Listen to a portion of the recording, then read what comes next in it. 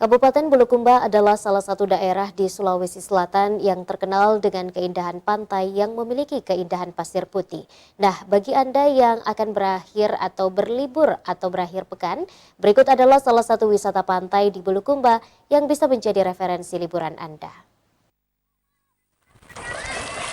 Ya, pemirsa, Bulukumba dikenal sebagai daerah dengan pariwisata maritim di Sulawesi Selatan.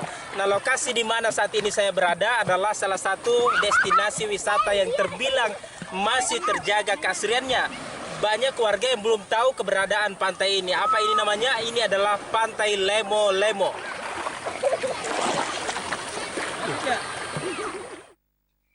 Pantai Lemo-Lemo ini memang belum seterkenal pantai-pantai lain yang ada di Bulukumba. Namun keindahan alamnya yang eksotis bisa menjadi alternatif wisata kalau berkunjung ke Bulukumba. Daya pikat pantai ini bukan hanya pada pasir putih dan air laut yang masih jernih, tetapi juga beberapa gugusan batu karang yang menyembul ke permukaan air yang masih alami. Keberadaannya yang masih alami dan cenderung belum tersentuh oleh pembangunan, membuat daerah yang bertanah karang ini belum banyak dilirik para wisatawan.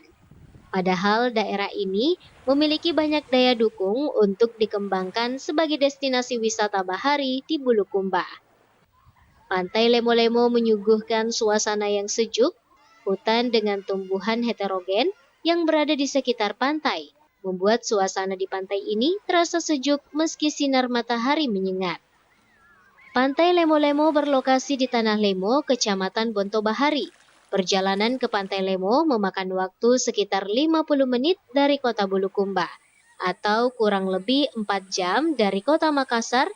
Untuk mengaksesnya, pengunjung bisa menggunakan kendaraan roda 2 maupun roda 4. Di sini berwisata sama keluarga ya? Kenapa memilih Pantai Lembo-Lembo? Suasananya juga bagus. Hah? Nah, Suasana pantainya asri? iya. Hah? Terus? Nyaman juga tempatnya. Mudah murah? Murah juga. Oh gitu ya. Untuk tiket masuk pantai dikenakan biaya Rp20.000 per kendaraannya. Mardianto Lahamid, Wahyu Saputra, Celebes TV.